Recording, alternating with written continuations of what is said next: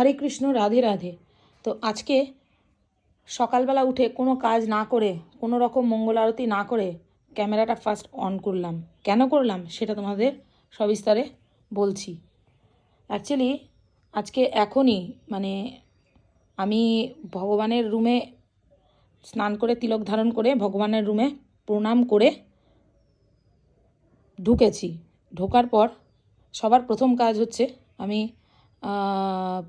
ভগবানের রুমের লাইটগুলো অন করি, করে তারপরে এই দিকের যে দরজাটা আছে সেইটা খুলে দিই, কারণ এই দিক থেকে পূর্ব দিকের রোদটা আসে। তো যাই হোক, এবার এখন অবধি দরজাটা খুলিনি। তো আগে ক্যামেরাটা অন করলাম কি কারণে? কারণ সবার প্রথমে এসে আমি এই বেডের সোনাদের কম্বলটা আগে তুলে দিই। তো দেখতে পাচ্ছ কালকে আমার শরীরটা খুব একটা ভালো ছিল না বললেও ভুল হবে। শরীর তো ঠিকঠাকই ছিল, মনটা খুবই চঞ্চল হয়ে উঠেছিল। কেন? কারণ বেশ 2-3 দিন ধরে আমি একটা জিনিস অনেকবার ট্রাই করছি, বাট কিছুতেই হচ্ছে না। সেটা হচ্ছে ভগবদ্গীতা তো আমি পাঠ করছি একদম নিয়ম করে, অষ্টতর শতনামও পাঠ করছি, বাট যেটা নাম জপটা কিছুতেই আমি সেটাতে কি বলবো, নাম জপের ক্ষেত্রে আমি একদম কনসেন্ট্রেশন ব্রেক হয়ে যাচ্ছে, জানি না কি কারণে।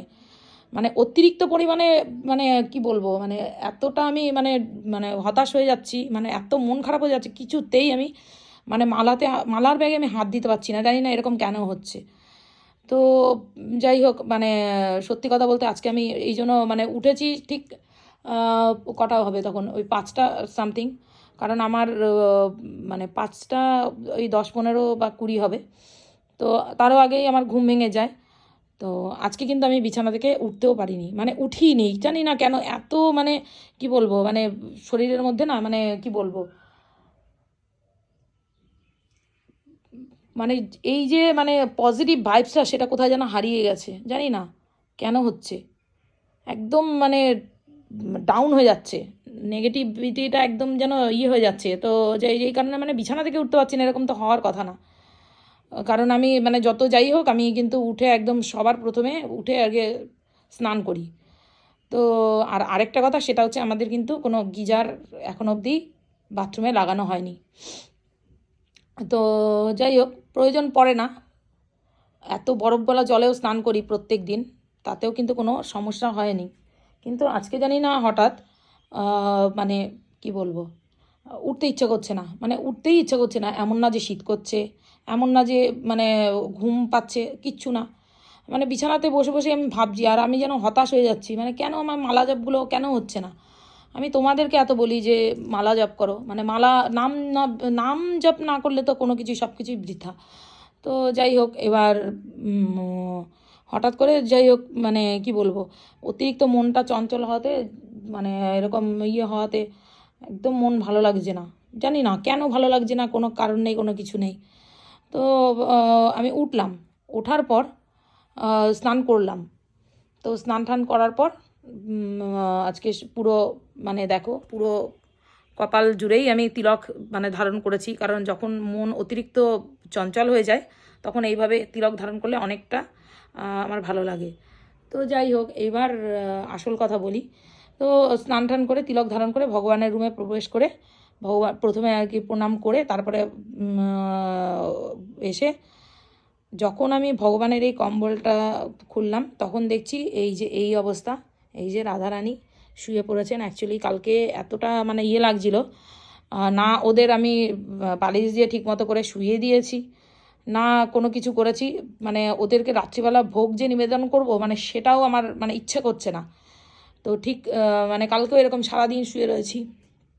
সকাল থেকে ঠিকঠাক ছিল, কাজটা যেটুকু যা ছিল করেছি, কিন্তু হঠাৎ করে সন্ধ্যার পর থেকে না সন্ধ্যা আরতি করেছি, ওই নামমাত্র যাকে বলে। কোনো দিন এরকম হয় না, কারণ সন্ধ্যাবেলা আমি নাম ভগবানের নাম করি, তারপরে হচ্ছে অষ্টতর শতনাম পড়ি, তারপরে হচ্ছে ওটা কি বলে, শ্রীমদ্ ভগবদ্ গীতা। কারণ এটা কালকে আমি একদম ভোরবেলা, সকাল কত হবে তখন, ভোর ভোর ওই 5টার সময় বসেছি, 5টা বা 6টা হবে এরকম, 5টা 5:30 যাই হোক। তো তখন বসে আমি ওগুলো সব করে নিয়েছি। জানি না কালকে সন্ধ্যেবেলা একদম ইচ্ছে করছে না। তো ভাবলাম যে প্রত্যেক দিন ভগবদ গীতা পাঠ করে তারপরে মালা জপ করতে করতে অনেকটা দেরি হয়ে যায়। তো এই জন্য কালকে আমি ভাবলাম যে ভোরবেলা উঠে আগে আমি এগুলো করে নেব। করে নিলে কী হবে, আমার বিকেলবেলা আমার মালা জপ করার জন্য পুরো টাইমটা আমি ফ্রি পেয়ে যাব। তো যত ইচ্ছা মালা জপ করব, কিন্তু মানে সেটা আমার কপালে না থাকলে কী হবে, ভগবানের কৃপা না থাকলে কী হবে। তো মালা জপ আমি কিন্তু করিনি, করতেই পারছিলাম না। তো যাই হোক, মুখে মুখে যেইটুকু যা করছি এরকম। তো আর ভগবানকে সবসময় ডাকছি যে আমি কি ভুল করলাম যে তুমি আমাকে মালা জপ থেকে বঞ্চিত করে দিচ্ছ। তো এইবার ভগবানের রুমে এসে আমি মানে যখন আর কি ওদেরকে মানে ইয়ে করব, তখন মানে ভোগ নিবেদন করব। তো ভোগ নিবেদন মানে করব যে কিছু রান্না করব, মানে সেটাও আমার ইচ্ছা করছে না। ঠিক রাত 12টার সময়, একদম আমি যেটা সত্যি ঘটনা সেটাই বলছি, মানে কোনো কিছু সময় বা কোনো কিছু তোমরা বলবে যে রাত 12টার সময় মাতাজি গোপালকে এরকম ভোগ দিচ্ছেন বা কিছু, বাট আমার কালকে একদম ইচ্ছা করেনি। তো এই কারণে রাত 12টার সময় উঠলাম, তখনও কিন্তু আমার সোনাদের কম্বল দিয়ে আমি ঢাকিনি। তো মানে আমার এদিকে সারাক্ষণ মনের মধ্যে এইটুকু হচ্ছে যে মানে ওদেরকে, মানে ওরা ঠান্ডার মধ্যে বসে রয়েছে, কিন্তু কম্বল দিয়ে যে ঢাকবো মানে সেইটুকু আমার ইচ্ছা করছে না। কেন হচ্ছে এরকম আমি জানি না। তো কম্বল দিয়ে আমি রাত্রিবেলা আগে ওদেরকে ঢাকলাম সবার প্রথমে। তো ঢাকার পর এবার ওদেরকে ভোগ নিবেদন করতে হবে। তো মানে এত মানে খারাপ লাগছে, ইচ্ছে করছে না, তখন আমি কি করলাম, একটা ফল ভগবানকে অফার করে দিয়েছি। করে দিয়ে মানে কম্বল দিয়ে ঢেকে ফল অফার করে দিয়ে আমি চলে গেছি। আমি বলেছি তোমরা এটাই মানে খেয়ে নিও, আজকে আমার একদম ভালো লাগছে না। তো তারপর হঠাৎ করে মনে হলো যে ওদের খুব খিদে পেয়েছে, এটা আমার কিন্তু মনের মধ্যে ডাকলো, জানি না। তো মনে হলো যে মানে ওরা হয়তো এই ফলটা মানে কামড়ে কামড়েই হয়তো খাবে বা কিছু। তো এমনই মানে হয়েছে, মানে ফলটা যে আমি কেটে দেবো তাও আমার ইচ্ছে করছে না। তো আমি বললাম যে তোমাদের খিদে পেলে এটাই খেয়ে নিও। তো দেখো এইবার তোমাদের আসল জিনিসটা দেখাই। তো দেখো, এই যে সোনাদের আমি এখন অবধি চাদর এগুলো কিছুই তুলিনি। আসল যে জিনিসটা সেটা দেখাচ্ছি, সেটা হচ্ছে এই দেখো, এই হচ্ছে অবস্থা। মানে আমি তো মানে ভগবানের রুমে এসে একদম রীতিমতো অবাক হয়ে গেছি যে এইভাবে এরকমভাবে এরকম কোনো দিনও হয় না। তো এবার আমি কি বলবো, মানে এটা তো অবশ্যই আমারই হয়তো অপরাধ। আমি সোনাদের রাত্রিবেলা সেমন কিছু রান্না করে দিইনি। জানি না, আমার শরীর খারাপ সেটাও না, আমার মনটাই কেমন যেন ভার ভার হয়ে রয়েছে, কেমন যেন হয়ে রয়েছে। তো এই হচ্ছে অবস্থা। তো এইটা দেখানোর জন্য আমি সমস্ত কিছু বাদ দিয়ে আগে ক্যামেরাটা অন করলাম, করে তোমাদের এটা দর্শন করালাম। দেখো, এটাই হয়তো ভগবানের লীলা, যে তাদের খুবই খিদে পেয়েছিল, আর আমি আমার মনে হয়েছিল, হয়নি যে তা না, কিন্তু আমি সেটা করে দিতে পারিনি।